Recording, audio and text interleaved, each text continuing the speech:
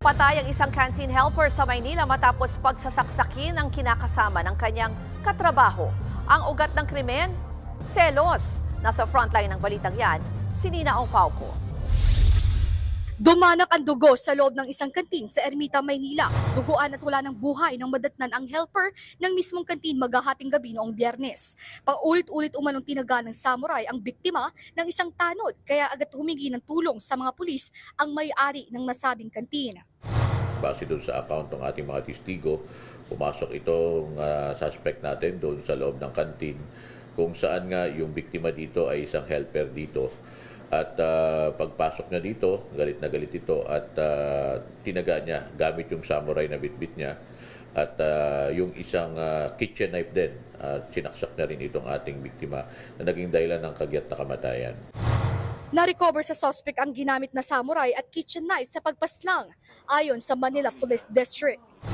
At pagkatapos ng insidente, sumuko ito sa barangay kung saan nga dinala ito sa pinakamalapit na police station. Naipagarap na rin ito ng kaukulang reklamo sa tanggapan. Base sa investigasyon ng PNP, ang motibo ng krimen ay selos. Yung tungkol po sa akin, kasi malaki na po ang ginastos ko po sa kinalibing ko na po yon. Halos ang pera ko nga pinagtrabahoan na ubos po sa kanya. Kaya yung nangyari na gabi na yon, parang nanilim po yung paningin ko na iba ang nakikinabang. Kahit nag-ano na po kami, pero nag-uusap pa rin po kami. Kaya sa sobrang sakit ko nga kaya ginawa ko po yon. Nanginginig at emosyonal na ipinahayag ng suspect ang kanyang saloobin sa News 5. Lahat na pinaghirapan ko, binuhos ko po sa kanya. Oh, alam ng mga taong bayan po dyan dahil kahit ako ganito, sa sobrang sipag ko, mabait ako, kilala ako ng taong bayan po dyan. Halos almost dyan ako tumanda sa lugar na yan.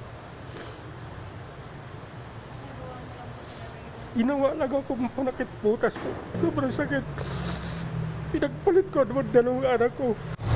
Mahaharap ang suspect sa reklamong murder by stabbing and hacking. Kasalukuyang nasa kustodiya ng Manila Police District Detention Facility ang suspect at inaantay lamang ang commitment order para mailipat sa Manila City Jail.